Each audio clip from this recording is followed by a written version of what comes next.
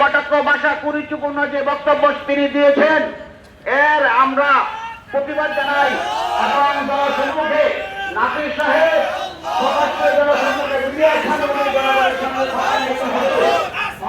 নাসির সাহেব এই গাজীপুরে নাসির সাহেবের ঠাই হবে না। আপনারা কি বলেন? আমরা নাসির সাহেবের বিচার চাই, বিচার চাই, বিচার চাই, নাসির সাহেবের বিচার চাই।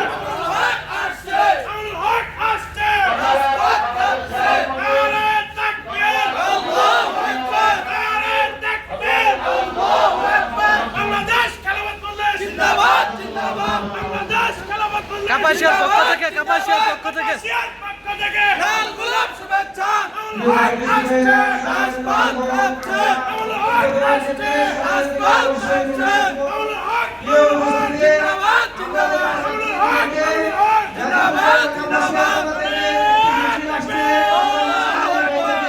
আজকের